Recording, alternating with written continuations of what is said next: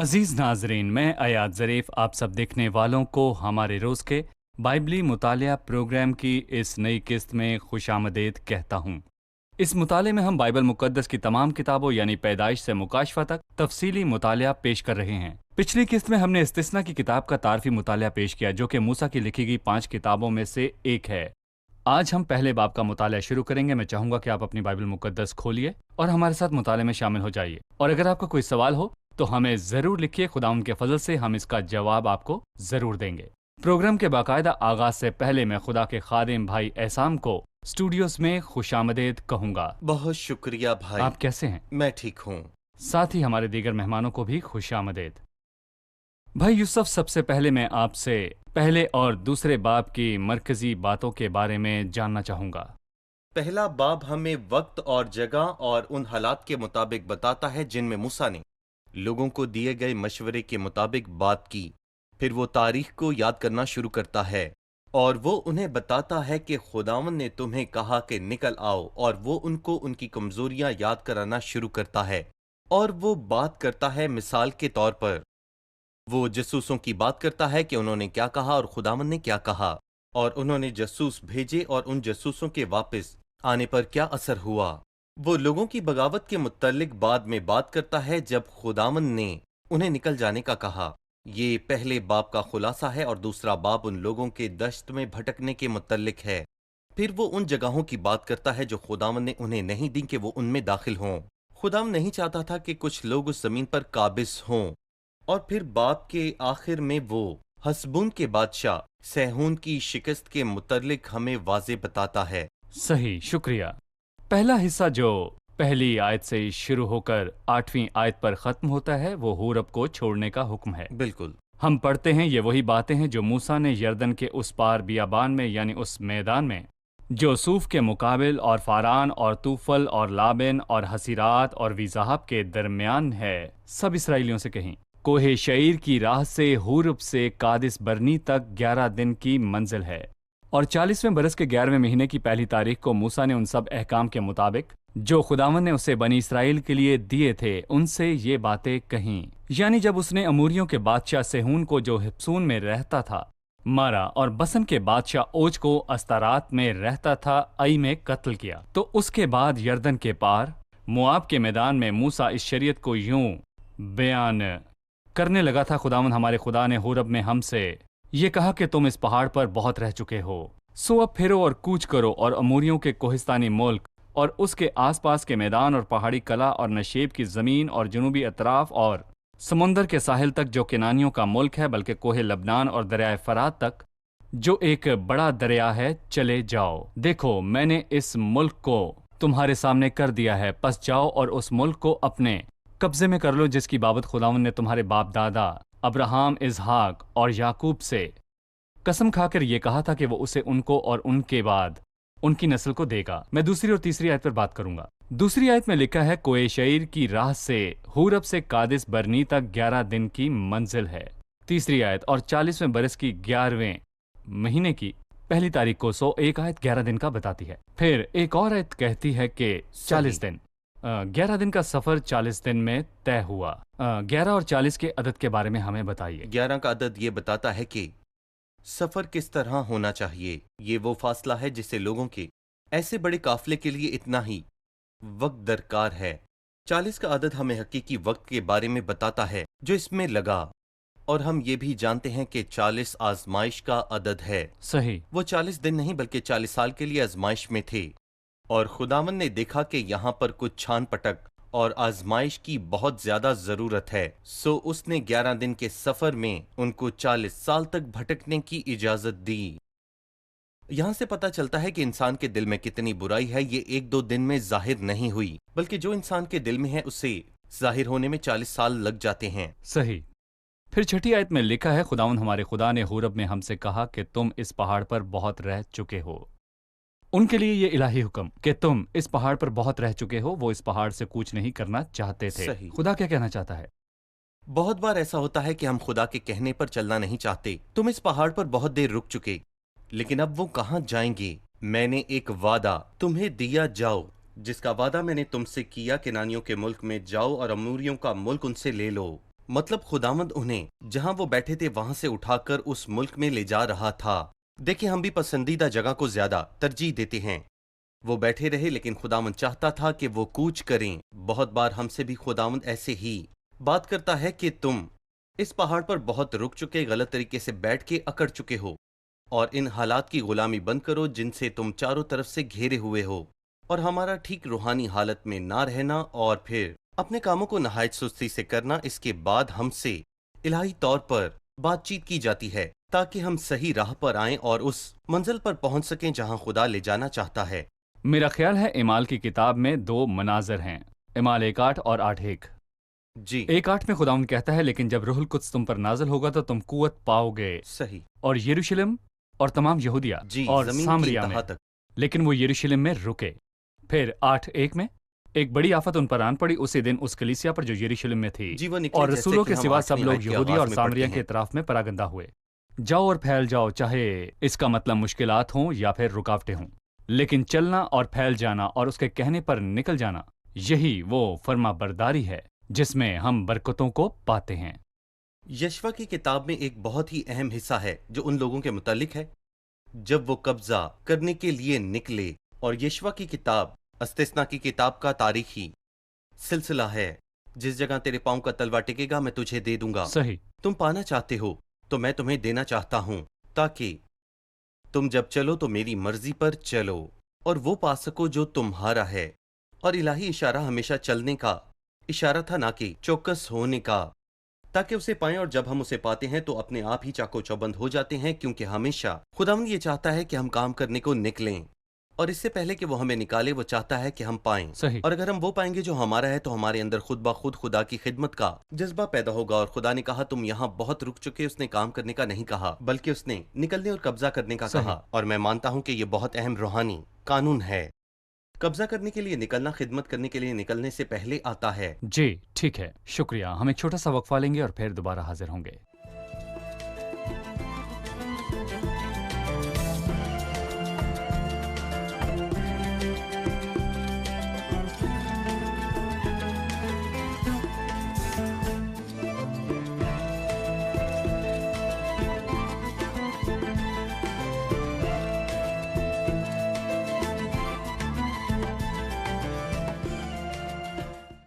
نویں آیت میں ہم دیکھتے ہیں کہ وہ رہنما مقرر کرنے کی بات کرتا ہے۔ کیا ان کا رہنما مقرر ہونا خداوند کی طرف سے تھا؟ جی بھائی، موسیٰ یہاں کہتا ہے میں اکیلا تمہارے جنجال، بوجھ اور جھنجھٹ کا کیسے متحمل ہو سکتا ہوں؟ سو تم اپنے قبیلے سے ایک ایسا آدمی چن لو جو دانشور اور عقل مند اور مشہور ہو، اور میں اس کو تم پر سردار بناؤں گا۔ اور 18ویں باب میں لکھا ہے کہ اس کے سسر نے اسے مشورہ دیا۔ اور یہاں اگر ہم کہانی کی تفصیلات دیکھیں تو موسیٰ نے خداوند سے بڑی شکایت کی، کیونکہ وہ ان لوگوں کی درخواستوں کے باعث بالکل تھک چکا تھا، کیونکہ وہاں موسیٰ اکیلا ہی ان سب لوگوں کی ساری درخواستیں سنا کرتا تھا۔ اور وہ یہاں پر بہت زیادہ سخت الفاظ بولتا ہے کہ تو نے اپنے خادم سے ایسا برتاؤ کیوں کیا؟ مجھے ان لوگوں کا بوجھ اٹھانے کو کیوں کہا؟ اور مجھ پر تیرے کرم کی نظر کیوں نہ ہوئی؟ اور اس تھکن اور اکتاہٹ کے باعث خداوند نے موسیٰ سے کہا، اور میرا یہ خیال ہے کہ ہم تینوں حوالہ جات کو ایک جگہ پر رکھ سکتے ہیں، کہ موسیٰ کو ترکیب آئی اور اس کے سسر کو بھی، اور خداوند نے سارے معاملے کو اپنے ہاتھ میں لے لیا، اور موسیٰ کو جو کرنے کے لیے کہا وہ اس کے لیے اچھا تھا، اور اس روح میں سے جو موسیٰ پر تھی اس میں سے لے کر ان پر ڈالا اور انہیں نئی قوت بخشی۔ صحیح۔ قاضیوں اور بزرگوں کے متعلق ہم 16ویں آیت میں پڑھتے ہیں، اور اسی موقع پر میں نے تمہارے جی قاضیوں سے تاکیداً یہ کہا کہ تم اپنے بھائیوں کے مقدموں کو سننا، پر خواہ بھائی بھائی کا معاملہ ہو یا پردیسی کا، تم ان کا فیصلہ انصاف کے ساتھ کرنا۔ تمہارے فیصلے میں کسی کی روح رعایت نہ ہو، جیسے بڑے آدمی کی بات سنو گے ویسے ہی چھوٹے کی سننا، اور کسی آدمی کا منہ دیکھ کر ڈر نہ جانا، کیونکہ یہ عدالت خدا کی ہے۔ اور جو مقدمہ تمہارے لیے مشکل ہو اسے میرے پاس لے آنا، میں اسے سنوں گا۔ اور میں نے اسی وقت جو کچھ تم کو کرنا ہے بتا دیا۔ ایک مشورہ جو قاضیوں کو دیا گیا، اس میں سے ہر اس شخص کے لیے ایک عملی سبق نکلنا چاہیے جو خداوند کے لوگوں کے درمیان رہنما کی خدمت کو انجام دیتا ہے، یا جب وہ کلیسیا میں کسی مسئلے کو حل کرنے یا اس کا فیصلہ کرنے کو اکٹھے ہوتے ہیں۔ میں جاننا چاہوں گا کہ فیصلہ کن پیمانوں کو مد نظر رکھتے ہوئے کیا جاتا ہے۔ ہماری ذات میں اخلاقی پیمانے ہیں جو ہم نے خداوند سے تعلق میں رہتے ہوئے پائے ہیں، جو کسی کے بھی طرفدار نہیں، کیونکہ خدا کسی کا طرفدار نہیں ہے۔ در حقیقت ہم طرفداری پر مائل ہوتے ہیں، اور میں کہنا چاہوں گا ہم فطرتاً طرفداری پر مائل ہوتے ہیں۔ اور دوسری بات، یہ بہت اہم بات ہے، پہلے دعویٰ کرنے والا درست معلوم ہوتا ہے اور دوسرا آنے والا اس کی حقیقت کو ظاہر کرتا ہے۔ مطلب ان لوگوں کو جن کو خدا نے اپنے لوگوں کے درمیان چیزوں پر اختیار دیا، وہ ایک طرف کا فیصلہ سن کر طرفدار ٹھہر سکتے ہیں اور وہ فیصلے میں جلد بازی نہیں کر سکتے۔ سو انہیں فیصلہ کرنے میں جلد بازی ہرگز نہیں کرنی ہے، پہلے دونوں طرف کی باتوں کو باغور سننا ہے اور پھر فیصلہ سنانا ہے۔ ہم یہاں بڑی اہم بات پڑھتے ہیں کہ یہاں بہت سارے معاملے الجھانے والے ہیں، سو ہمیں خدا کے پاس جانا ہے، خدا سے مدد مانگنی ہے، کیونکہ یہ خدا کی الہی عدالت ہے۔ مثال کے طور پر ان کے سفر کے متعلق موسیٰ کے سامنے ایسے بہت سے معاملات لائے گئے اور خدا نے اس سے کہا کہ جو تجھے سمجھ نہیں آتا اسے تو میرے پاس لے آ۔ سو موسیٰ خود خداوند کے پاس گیا۔ یہاں ایک ترتیب ہے کیونکہ یہ خدا کی عدالت ہے اور ہمیں خدا کے پاس جانا ہے، لیکن یہاں کچھ ہے جو بہت ہی اہم ہے۔ رشوت بھٹکا دیتی ہے، جی اور جو لوگ یہ کام کرتے ہیں انہیں چاہیے کہ وہ اس بات کو جانے کہ وہ خدا کے لوگوں میں کام کرتے ہیں۔ ان کی دیانتداری عام لوگوں سے بڑھ کر ہونی چاہیے۔ تحفے تحائف لینے اور ایسی باتوں سے گریز کرنا چاہیے کیونکہ ان کا اثر ہوتا ہے، ان کا انسانوں پر واضح اثر ہوتا ہے، اور اگر وہ خدا کی حضوری میں رہتے ہیں جو کہ بائبل مقدس میں موجود ہے اور ہر ایک بات کو خدا کے کلام کے پیمانے سے ماپتے ہیں، تو پھر وہ ہر بات کو ضرور ماپتے ہیں۔ خدا کا کلام ہمارے لیے پیمانہ ہے، خدا کا کلام اسے پرکھتا ہے جسے میں صحیح تقسیم کرنا چاہتا ہوں، اور اس کی عدالت ضرور کی جائے گی۔ اچھا، 19ویں آیت سے 25ویں آیت میں جاسوسوں کو بھیجنے کی بات کی گئی ہے جو گئے اور پھر لوٹنے پر 10 کسی اور خبر کے ساتھ لوٹے اور 10 ایک خبر مختلف کی۔ خبر کے ساتھ آئے اور اس کا لوگوں پہ اثر ہوا۔ پہلے تو جاسوس بھیجنے کے حوالے سے ہمیں کچھ بتائیے، کیا یہ خدا کی طرف سے تھا؟ اور جو خبریں وہ جاسوس لے کر آئے اس کا لوگوں پر کیا اثر ہوا؟ دیکھیں، ہم اس کو استثنا کی کتاب سے بہتر سمجھ سکتے ہیں۔ جاسوسوں کو بھیجنا لوگوں کی طرف سے تھا، جو کہ پہلی بات ہے کہ خداوند نے لوگوں کے اصرار کرنے کے بعد اس بات کی اجازت دی، جس کی وجہ سے ان کے عجیب انسانی خیالات تھے، تاکہ ان چیزوں کے نقصان کو سمجھ سکیں جن کا انتخاب انہوں نے کیا۔ انہوں نے کہا بادشاہ چاہیے، اس نے انہیں ساؤل دیا۔ بالکل بھائی، صحیح۔ ہم دکھائی دینے والی باتوں کو پسند کرتے ہیں، ہمیں تسلی چاہیے، اور ان کے پاس ایسا کام تھا جس کے باعث انہیں ایسا ہی کرنا تھا۔ اس سب کے باوجود انہوں نے ایسا کیا، اور جب خداوند نے کسی ایسے کام کی اجازت دی جس میں اس کی مرضی شامل نہ تھی، تو نتیجہ یہ ہوا کہ جب جاسوس واپس آئے تو انہوں نے لوگوں کو کوئی اچھی خبر نہ سنائی۔ 10 نے کچھ اور کہا، 2 لوگوں نے کچھ اور کہا۔ وہاں 2 نے کہا کہ وہ ملک ایسا ہے جہاں دودھ اور شہد بہتا ہے، اور 10 نے کہا کہ اس ملک کے لوگ بڑے زور آور ہیں۔ اور میں کہوں گا اس میں کوئی شبہ نہ تھا۔ در حقیقت فرق کہاں تھا؟ کچھ نے انہیں خدا کے نظریے سے دیکھا کہ یہ ہم نہیں، بلکہ خدا ہے جس نے ہم سے اس ملک کا وعدہ کیا تھا جس میں دودھ اور شہد بہتا ہے۔ اگر اس کی مہر کی نگاہ ہم پر ہو تو وہ ہمیں دے گا، ہم ان کو شکست دیں گے، یہ خدا نے کہا ہے۔ باقی نے اس مسئلے کو انسانی طور پر دیکھا کہ ہم انہیں کیسے شکست دے سکتے ہیں۔ وہ ملک اپنے باشندوں کو کھا جاتا ہے، تو ہمیں مرنے کو لایا ہے، اور انہوں نے بری خبر لوگوں میں پھیلا دی۔ اور یہ کسی بات پر ہمارے اصرار کرنے کا نتیجہ ہے جب ہم خداوند سے اس کی مرضی کے خلاف اصرار کرتے ہیں اور وہ اجازت دے دیتا ہے۔ میں مانتا ہوں کہ اس کا نتیجہ برا ہوتا ہے۔ صحیح۔ ان خبروں کا نتیجہ یہ نکلا کہ کچھ لوگوں نے بغاوت کر کے کہا کہ ہم آگے بڑھنا نہیں چاہتے بلکہ واپس جانا ہم چاہتے اپنے ہیں۔ لیے کچھ بنانا چاہتے ہیں، اور یہ بہت ہی عجیب بات ہے۔ انہوں نے کہا کہ ہم اپنے لیے بچڑا بنانا چاہتے ہیں اور کہیں گے یہی ہمیں مصر سے نکال لایا، اور ہم اپنے لیے ایک بادشاہ بنانا چاہتے ہیں تاکہ میں وہ ہمیں مصر 29ویں لے آیت جائے۔ کے الفاظ پر ٹھہرنا چاہوں گا۔ تب میں نے تم کو کہا کہ خوف زدہ مت ہو اور نہ ان سے ڈرو، خداوند تمہارا خدا جو تمہارے آگے آگے چلتا ہے، وہی جیسے جنگ اس کرے نے گا۔ تمہاری خاطر مصر میں تمہاری آنکھوں کے سامنے سب کچھ کیا، اور بیابان میں بھی تو نے یہی دیکھا کہ جس طرح انسان اپنے بیٹے کو اٹھائے ہوئے چلتا ہے، اسی طرح خداوند تیرا خدا جس طرح تیرے انسان اس جگہ اپنے بیٹے کو پہنچنے اٹھائے تک ہوئے سارے چلتا راستے ہے۔ جہاں تم گئے تم کو اٹھائے رہا۔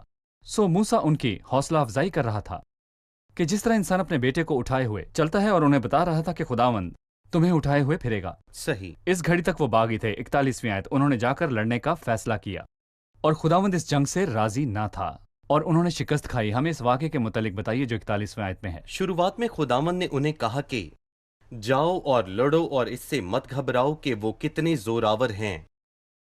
سو انہوں نے اس کا نتیجہ دیکھا اور پھر روئے اور کہا کہ چلو نکل کر جنگ کریں۔ موسیٰ نے کہا کہ خداوند نے اپنا فیصلہ سنا دیا، اب وہ ان کے درمیان نہیں ہے۔ صحیح۔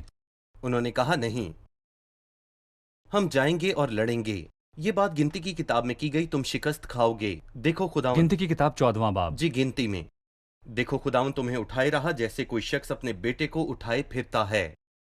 اور شروعات میں خداوند ان سے یہ کہتا ہے کہ خوف نہ کھاؤ، پھر وہ کہتا ہے اب بس مت جاؤ کیونکہ خداوند اپنا فیصلہ سنا چکا۔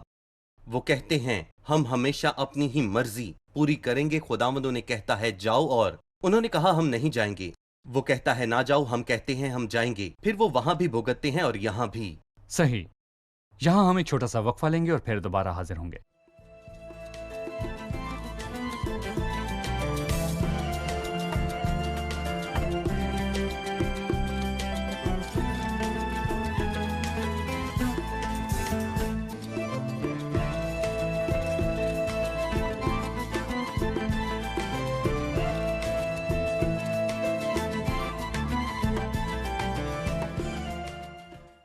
دوسرا باب چوتھی آیت سے، اور تو ان لوگوں کو تاکید کر دے کہ تم کو بنی عیساؤ تمہارے بھائی جو شعیر میں رہتے ہیں ان کی سرحد کے پاس سے ہو کر جانا ہے، اور وہ تم سے ہراساں ہوں گے، سو تم خوب احتیاط رکھنا اور ان کو مت چھیڑنا، کیونکہ میں ان کی زمین میں سے پاؤں دھرنے تک کی جگہ بھی تم کو نہیں دوں گا۔ جی بھائی۔ بہت سی وجوہات ہیں۔ پہلی یہ کہ خداوند اختیار کل ہے، وہی صحیح۔ ہے جو سلطنتوں کا مالک ہے۔ اس نے یہ ملک عیساؤ کی اولاد کو دیا، اس نے نہیں کہا کہ یہ تمہیں دوں گا، یہاں تمہاری بات نہیں۔ اور عیساؤ خداوند کی نگاہ میں اہم ہے۔ یہ بات تعجب کی نہیں کہ عیساؤ خداوند کی نظر میں اہم ہے، کیونکہ وہ یعقوب کا بھائی ہے، اور وہ چیز جو تیری نہیں اسے لینے نہ جا، کیونکہ میرے پاس حق ہے کہ میں چیز عیساؤ کو دوں، اور تجھ سے کہوں کہ جا کر اس سے نہ لینا، اس ملک کو اس سے نہ لینا۔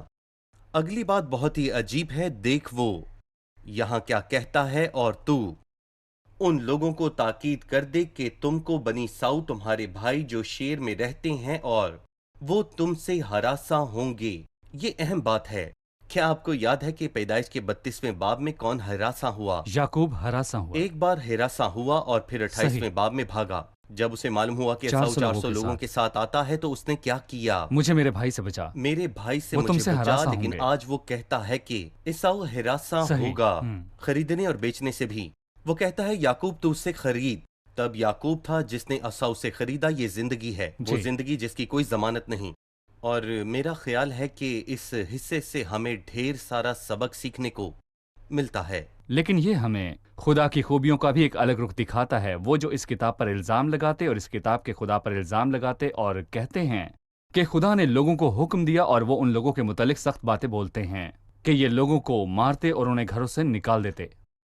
نہیں، خدا انہیں وہ ملک دینا چاہتا ہے، اور جبکہ وہ راہ میں جا رہے تھے اس نے ان سے کہا خبردار اسے ہاتھ مت لگانا، انہیں نقصان مت پہنچانا، ادومیوں کی طرف مت جانا، تم ان کے ساتھ کیا کرنے والے ہو؟ ہمارے خداوند نے ان لوگوں کو محفوظ رکھا۔ خداوند انہیں ملک کنعان دینا چاہتا تھا، اور در حقیقت ملک کنعان انہی لوگوں کا تھا جو ان کی میراث تھی۔ کچھ لوگوں نے زبردستی اس ملک پر قبضہ کر کے اسے ناپاک کر دیا۔ سو خداوند وہ ملک دینا صحیح۔ چاہتا تھا جس کا وعدہ اس نے ان کے باپ دادا سے کیا تھا۔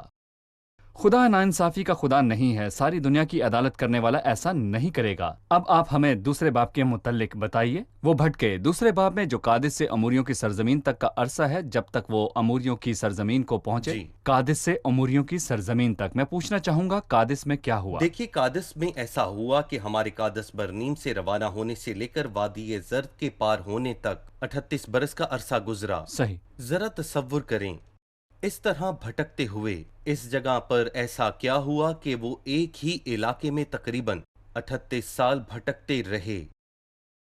یہ الہی فیصلہ تھا۔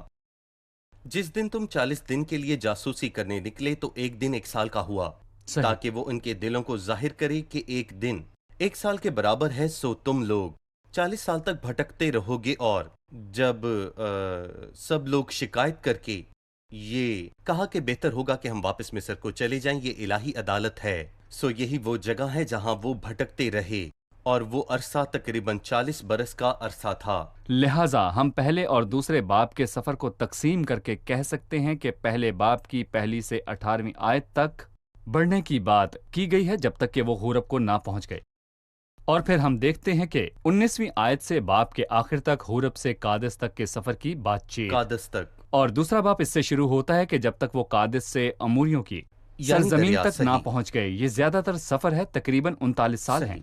پھر 24ویں آیت میں ہم دیکھتے ہیں کہ حسبون کے بادشاہ سیہون کو شکست ہوئی۔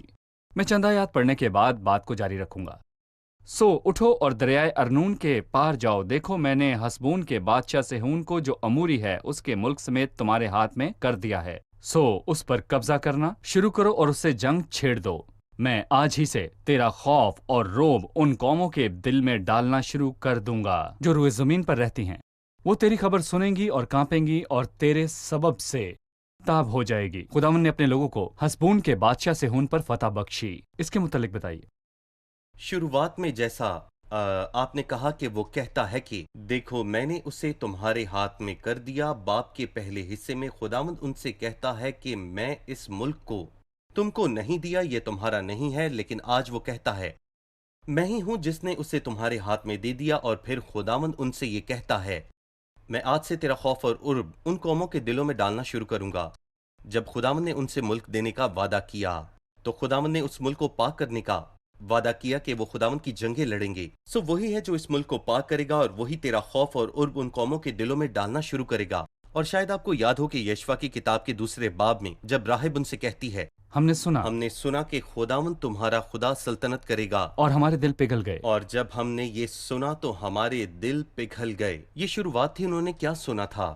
انہوں نے یہ سنا کیونکہ وہ ابھی تک یرو میں داخل نہ ہوئے تھے۔ وہ کہہ رہی تھی کہ ہم نے یہ سنا اور ہمارے دل پگھل گئے، اور یہ ظاہری طور پر الہی کام ہے کہ اموریوں کی سرزمین کے بادشاہ بڑے زور آور تھے اور یہ مشکل تھا۔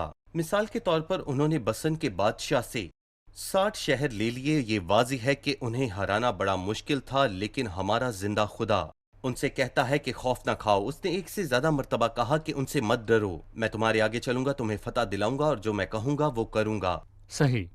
ڈاکٹر احسان، وعدے کی سرزمین یا میراث جو لوگوں کا انتظار کرتی تھی، اور لوگ جو کہ اس میراث تک پہنچنے کی راہ پر تھے، نہ صرف وہاں پہنچے بلکہ ان کا سامنا دشمنوں سے ہوا اور انہیں اس ملک کو پار کرنا تھا۔ بلکہ راہ میں اس ملک کے مشرقی دروازے پر بھی دشمن تھے۔ ہم دیکھتے ہیں کہ حسبون کا بادشاہ سیہون ہے، لہٰذا وہاں رکاوٹیں ہیں۔ میں کہنا چاہوں گا کہ ہمارے پاس روحانی برکتیں ہیں، اور کچھ ایسے ہیں جو ہمیں ان برکات سے روکنا چاہتے ہیں۔ صحیح۔ افسیوں 1 اور افسیوں 6 ہمیں بتائیے کہ شرارت کی روحانی فوجیں کس طور پر ہمیں ان برکتوں کو لینے سے روکتی ہیں جو مسیح یسوع میں ہماری ہیں۔ جی آپ کیا کہیں گے؟ میں اس کا ایک آیت سے جواب دوں گا۔ یہ راستے کی شروعات ہے۔ جب پالوس رسول کرنتھیوں کے 11ویں باب میں کہتا ہے لیکن میں ڈرتا ہوں کہ جس طرح سانپ نے اپنی مکاری کے ساتھ ہوا کو بہکایا، وہ اس طرح ابلیس کے کام بتاتا ہے۔ اور افسیوں 6 میں جو شیطان کے ساتھ جنگ ہے، وہ لوگوں کو ملک سے محظوظ ہونے سے روکتا ہے۔ جس طرح سانپ نے مکاری سے ہوا کو بہکایا، تمہارے خیالات بھی اس خلوص اور پاک دامنی سے نہ ہٹ جائیں جو خداوند کے ساتھ ہونے چاہیے۔ اور میرا خیال ہے کہ یہ شروعات میں ہے، اور اصل میں اس کا مقصد کیا ہے جو مسیح نے ہمیں دیا، اس کے بعد اس کی اہمیت کیا ہے، اس کا ہمارے ذہنوں پر اور ہمارے دلوں پر کتنا اختیار ہے۔ جب پالوس افسیوں کے خط میں یہ بات کرتا ہے تو بڑے واضح طور پر کہتا ہے کہ تمہارے دل کی آنکھیں تمہارے ذہن کی روشن ہو آنکھیں۔ جائیں تاکہ تمہیں معلوم ہو کہ اس کے بلاوے سے کیسی کچھ امید ہے، اور اس کی میراث کی جلال کی دولت مقدسوں میں کیسی کچھ ہے۔ تیسرے باب میں ہم کس حد تک داخل ہوں کہ مسیح ہمارے دلوں میں ایمان کے وسیلے سکونت کرے، اور ہم اپنے ذہنوں کے ساتھ کس حد تک اس کے الہی خزانوں کو پا سکتے ہیں۔ ہمارا ایسا کرنے سے شیطان راستے میں رکاوٹیں ڈالتا ہے اور ہمارے خیالات کو الجھا دیتا ہے، اور خدا کو فقط کچھ پانے کا ذریعہ سمجھا جاتا ہے اور اسے الہی تحفظ کا ذریعہ سمجھا جاتا ہے۔ خدا لین دین کا ذریعہ ہے، ذہن کی ایسی بدی صرف ایک رکاوٹ ہے، اور یہی ایک رکاوٹ ہے جو خدا اور ہمارے درمیان حائل ہے۔ وہ چاہتا ہے ہم اچھی زندگی پائیں، لیکن شیطان چاہتا ہے کہ ہم غریب رہیں، ہم روحانی غربت کے دائرے میں رہیں، ہم اپنی خدمت کی فکر میں ہو سکتے ہیں، ہم اپنے حالات کی فکر میں ہو سکتے ہیں، لیکن وہ نہیں چاہتا کہ ہم خدا کی فکر میں ہوں اور وہ چیزیں جو ہمیں وہ دیتا ہے اس کی فکر میں ہوں۔ یہاں پہ کوئی رکاوٹیں ہیں؟ جی ہاں، میں یہ کہوں گا کہ راہ کی شروعات میں ہی بہت زیادہ رکاوٹیں حائل ہوتی ہیں۔ شکریہ۔ ہم پروگرام کے اختتام پر پہنچ چکے ہیں۔ آئیے اب مہمانوں سے رائے جانیں۔ آج کے پروگرام سے آپ نے کیا سیکھا؟ میں نے یہ سیکھا ہے کہ جب تک میں خداوند کے ساتھ ہوں میں ہاروں گا نہیں، لیکن جب میں خداوند کو چھوڑ کر دنیا کو دیکھنے نکلوں گا تب میں ہار جاؤں گا۔ ہم اکثر اپنی جگہ سے نہیں ہلتے، ہمیں اس آرام کی جگہ پر بیٹھنا اچھا لگتا ہے جہاں اب ہم ہیں، لیکن خدا ہم سے یہاں بات کرتا ہے اور ہمیں بتاتا ہے کہ تم اس پورب کے پہاڑ پہ بہت رہ چکے۔ خدا کی ہمارے لیے سوچ یہ ہے کہ ہم پھل لائیں اور اپنی حدود کو بڑھائیں۔ مجھے اچھا لگا کہ جن رہنماؤں کو موسیٰ نے مقرر کیا ان میں یہ خوبیاں تھیں۔ سب سے پہلے کہ وہ طرفدار نہ ہوں، دوسرا کسی بات کا فیصلہ کرنے میں جلد بازی نہ کریں جب تک دوسری جانب سے بھی بیان کو سن نہ لیں، تیسرا وہ تحفے تحائف لینے سے اوپر کی سوچ رکھیں اور دوسری باتوں سے گریز کریں جو نقصان پہنچاتی ہیں۔ شکریہ، خدا آپ کو برکت دے۔ ڈاکٹر بہت احسام، شکریہ آپ کا بھائی، بھی خدا آپ شکریہ۔ کو برکت دے۔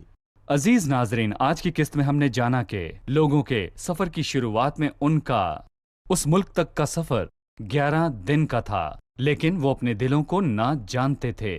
انہیں لگا کہ وہ اچھے اور ذمہ دار ہیں، لیکن وہ 40 سال تک بھٹکتے رہے تاکہ خداوند انہیں دکھائے، ان کے دلوں کو ہی ان پر ظاہر کرے تاکہ انہیں ان کے بدکار دلوں سے بچائے، تاکہ وہ اس ملک میں داخل ہوں جس کا وعدہ ان کے باپ دادا سے کیا گیا تھا۔ فرما برداری برکتوں کو پانے اور ان کا لطف اٹھانے کی کنجی ہے۔ ہمیں فرما برداری کرنی ہے۔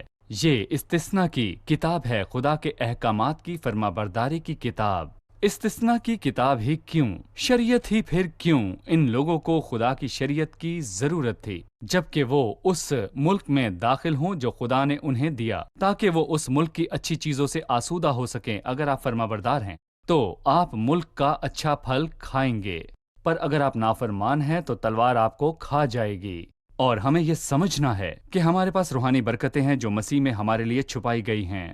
وہ آسمانی عالم میں پائی جاتی ہے، لیکن ایک خطرناک روحانی جنگ بھی شرارت کی ان روحانی فوجوں سے ہے جو آسمانی مقاموں میں ہیں، کیونکہ شرارت کی یہ فوجیں ہمیں ان برکتوں کا لطف اٹھانے سے روکنا چاہتی ہیں جو ہماری ہیں۔ ہمیں خداوند کے نقش قدم پر چلنے کی ضرورت ہے جو غالب آیا، اور اپنے ذہن کو مسیح کی تحویل میں دینے کی ضرورت ہے۔ اگلے پروگرام میں آپ سے پھر ملاقات ہوگی۔ خدا آپ سب کو برکت دے۔